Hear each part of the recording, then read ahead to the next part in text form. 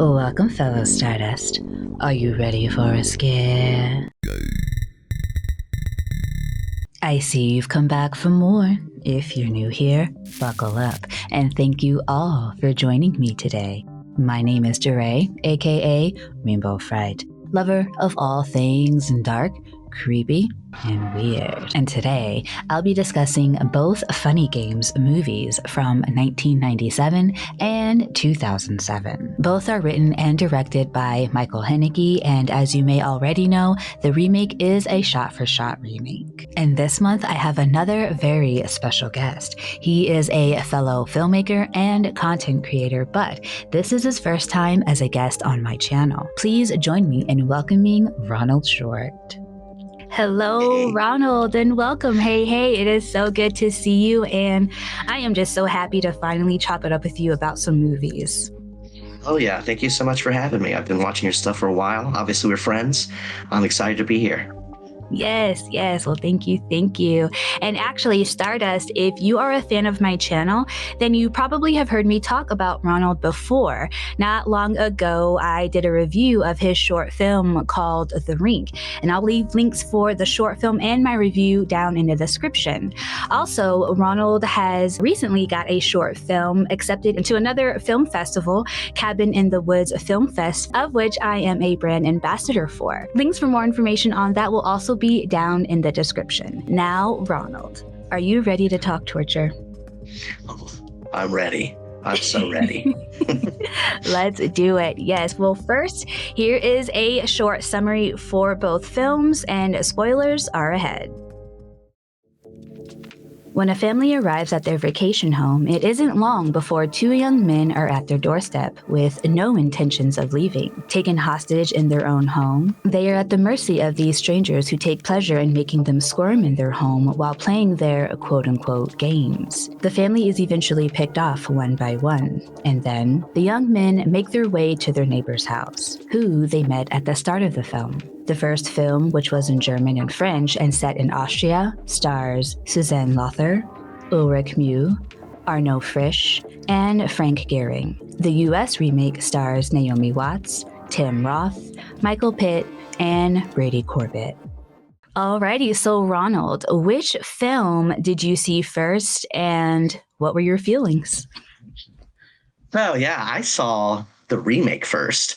I saw it at the Landmark Theater in Indianapolis, Indiana, way back in the day. When I can't remember when it came out, year-wise, but I believe I was in college and I was back home, and I just saw the trailers. I knew it was a remake, but I had never seen the original, and I just thought it looked incredible. I'm a big fan of Home Invasion and Michael Pitt. I mean, where's that guy at? What's he been doing? He's great. I miss that dude. And then, of course, Naomi Watts and Tim Roth, they're both fantastic as the couple. And I just remember seeing it, and it kind of like cracked my brain open. Just the way it's I love the moments where they just kind of stop the film with a remote control. And I want to talk about that more, but it's just, when I first saw it, I was just kind of blown away. I was blown away, but mostly by the performances and how it was shot. But yeah, it really sucked me in, and it was the remake I saw first, and the remake I like more because of that. I think it really stuck with me. It still sticks with me. I think about it all the time. Yes, I definitely saw the remake first as well. And upon my first watch, was just left with my jaw on the floor, just feeling for this family. You know, I thought that Tim Roth and Naomi also did an amazing job. That little boy was also really good. And seeing these two guys who seemed like brothers to me just have this fun with these people just so callously, and just like if it was just another day on the golf course for them, was just frightening. Makes you think of A Clockwork Orange, where they're just playing around, having a good time as if they're kids on a playground. So yeah, I definitely had a good time with it too. Home Invasion is a fun subgenre for sure, and this one is like the mother of home invasions. Yes, Sure. yes. It just, those two dudes get under your skin so easily. They invade their lives and also invade your lives as a viewer. Like, Like it feels like they shouldn't be there. I mean, obviously they shouldn't be there, but this is my weird theory that I got after seeing it. Like, so it feels like they are from a completely different movie. Like it feels like they invade this film, this family drama, these crazy ass dudes from the slasher movie. We're bored of being in the slasher. Let's hop over to Yeah. this family drama and start some shit. And with, I mean, especially with like the remote control and being able to fast forward and rewind, it just feels like it feels very meta to me. It just feels like these characters shouldn't be here more so than they're invading these people's lives. They shouldn't be in this movie. Like, For I feel like we sure. should be focusing on the parents and the kid and them figuring out their lives. But then these two dudes just come in and fuck it all up. They do. Yeah, it's totally meta, especially at the end when they're talking about reality versus fiction. And they're kind of, in a way, talking about themselves. And I love your idea of them coming from a different movie into this home invasion movie, because they are a bit of an otherworldly presence with being able to control the past and the future and always having control of the family from the moment that they're on screen with the family. They're the puppeteers. They're the ones controlling everything, making them kind of like a god, which I feel like is highlighted when Paul's character has Anna's character pray, so she can then decide how they die next. Yeah, Just terrifying. just fun. It's just a fun time. Just good times. Yes. Yeah. So how do you think the setting and cultural context of each film influenced the viewer's experience going from the remake to the original, the original to the remake? So the original was set in Austria, a place that isn't very violent, and the crime rate is pretty low, versus the remake that is set in America. And keep in mind, the writer wanted to do the film in English first, but he couldn't get it made in America, so he settled for making it in Austria. And so the remake obviously made for Americans who are a bit desensitized to violence. What do you think the two films, the setting for each of them, how did that affect both films? Sure. I feel like with the remake, it does fit it more in what they're trying to achieve, what they're trying to say. This idyllic life of this family with their kid, and this is what we're all striving for. This white picket fence, having all the money, we're all taken care of. And then life happens. Then these characters come in and say, "No, we're gonna fuck all this up for you." I feel like that story fits more. And can I curse? Is that okay? Oh yes. I've totally been cursing a lot. Just making sure. We were talking about murder, so I didn't think it was a big deal. But them just coming into this idyllic situation, I feel fits better in American setting. This is something I've read about, but I didn't think about too deeply when watching the original with Austria, and how their crime rates are obviously lower, and that makes so much more sense to want to take that idea and make it someplace where these ideas and messing those ideas up would be more effectual, I guess. Is that the word I'm looking for? I mean, I don't know. America just makes more sense to me. America just makes more sense for the whole idea, in my opinion. What do you think? Like, what's your feelings on that? Well, I agree with what you're saying, but also because America is so violent and the crime rate is so high, watching it was just like another movie in a way. But again, like I said, I think because with Austria being so much safer, it might have had a bigger effect on that audience versus the American audience. And I think because it was more gritty and it felt more real than the remake, I feel like I appreciate it a little bit more, even though I still enjoyed the remake. Rewatching it now after watching the original, my appreciation, I think, dwindled just a little bit. Mm-hmm. It was just interesting seeing those subtle differences that made, to me, a big difference. Yeah, that's a really good point. Thinking of a world where that doesn't usually happen, and then it does, like the film is about it happening in that world. That is a really good Yeah. point. I really do. I also wish I saw the original before I saw the remake. I just the original didn't hit me the same way because I had already experienced it, and but I just love the remake more. It's just I don't know, just like the actors and everything. I don't know. I just have maybe it's when I saw it and everything. I just have a really soft spot for it. But yeah, I think you're right that it's more interesting to do it in a place where it doesn't normally happen. It just might the story just might fit more in America because we're used to that. We're used to Yeah. that sort. And then, with horror and murder and torture and all of that, those things I think resonate a little bit more for me when I'm unfamiliar with the people on screen. And I Yeah, think that was part of it in rewatching the remake. It's, I know Naomi Watts and I don't really see her. We don't see either women get naked completely. We just get the idea of it.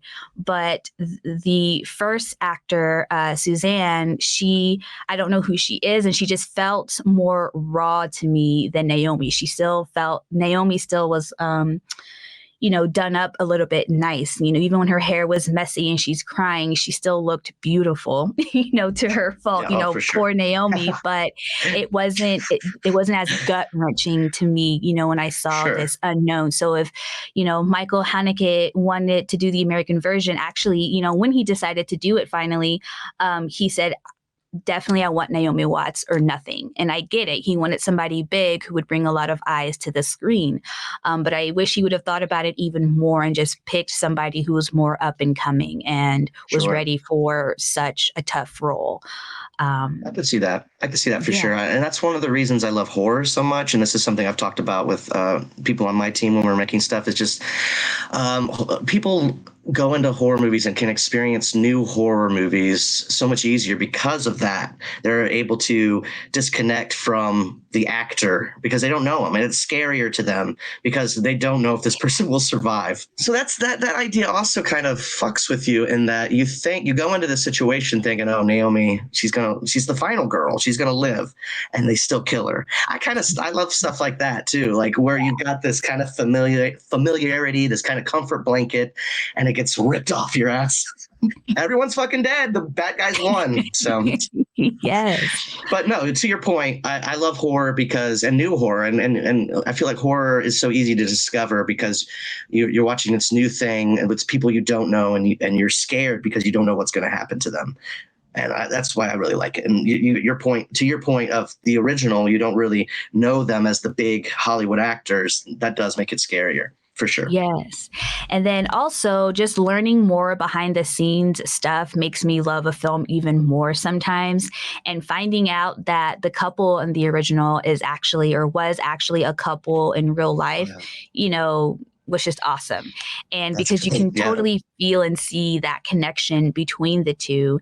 And then just to add to tragedy, I don't know if you saw this, but in real life, he died of stomach cancer. And then, like a day before that 5-year anniversary of his death, she unalived herself.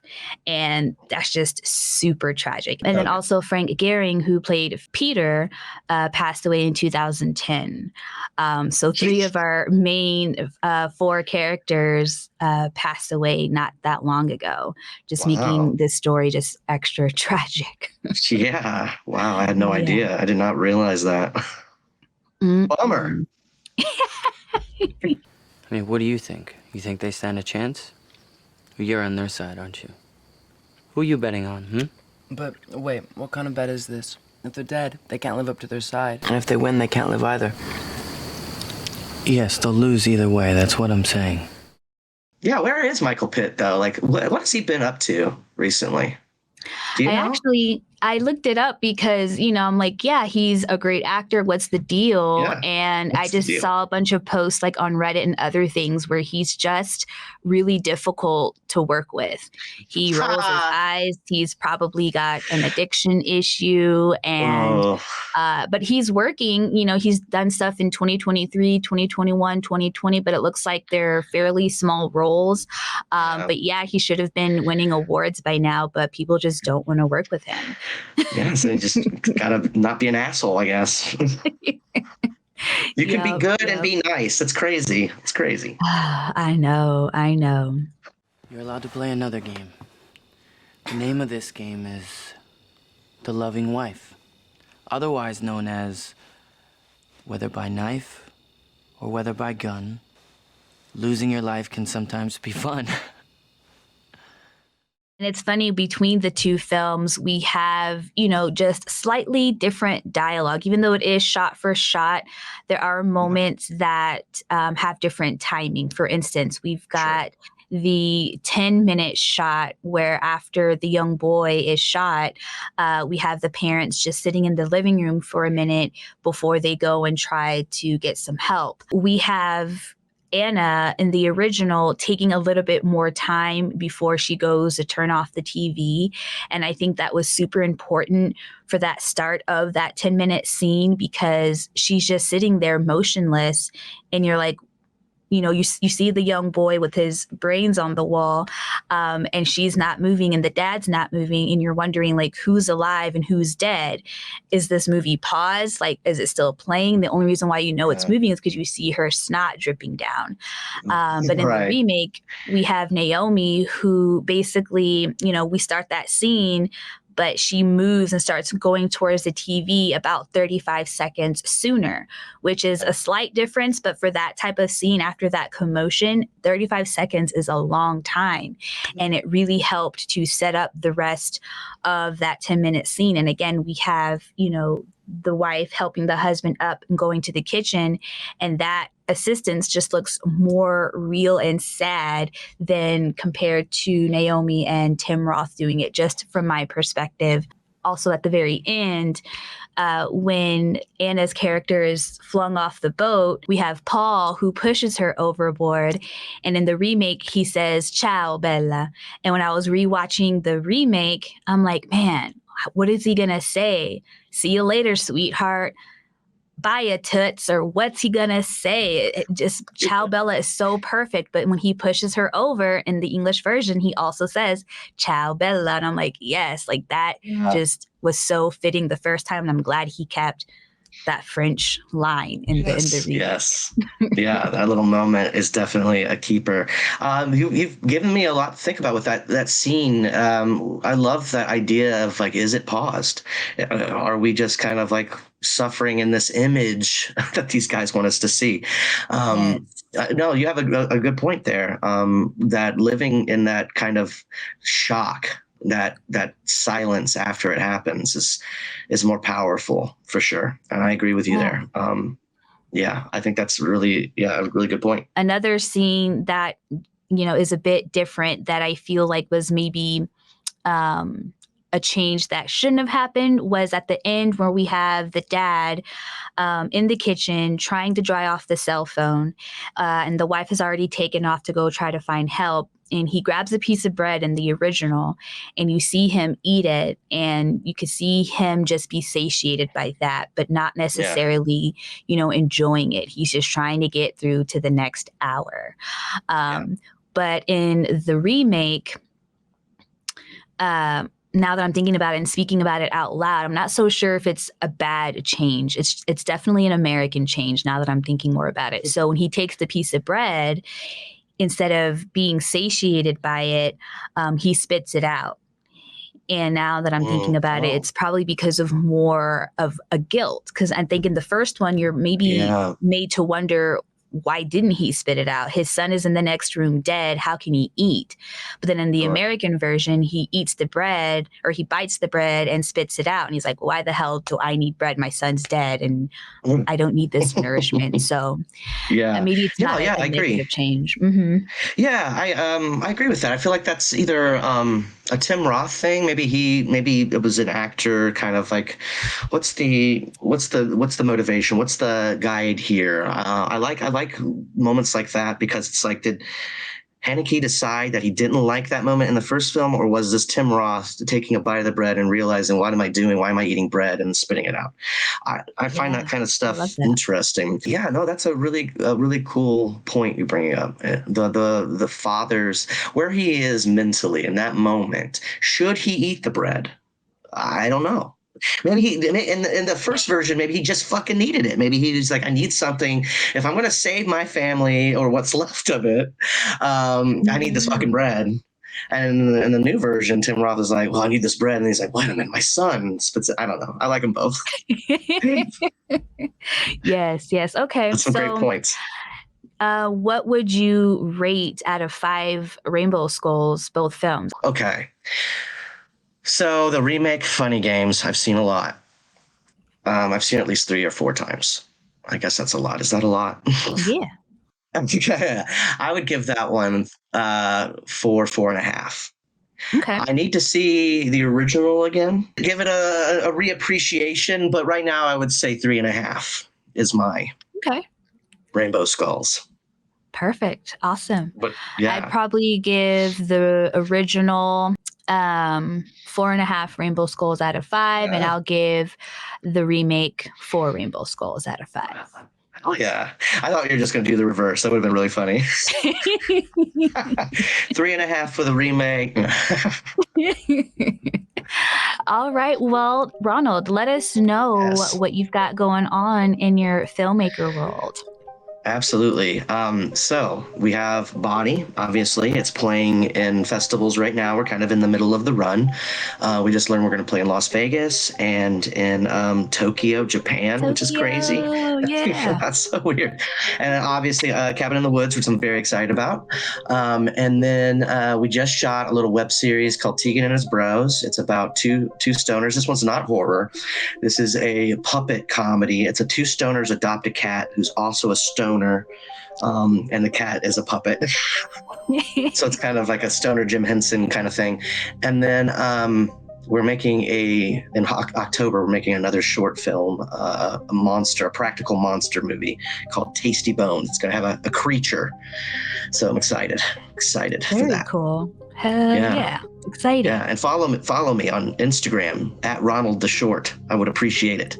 Yes, I'll leave all those links down in the description for sure. Hell yeah. All right. Well, Ronald, it was so much fun talking with you today about Funny Games. Thank you so much for being here. And we're definitely going to be doing this again soon. I had so much fun with you. Oh, yes. Thank you so much for having me. I can't wait to see it. Can't wait to see the next videos. You're great. Thank you for having me. All right. Well, all right, Stardust. Until next time. Peace.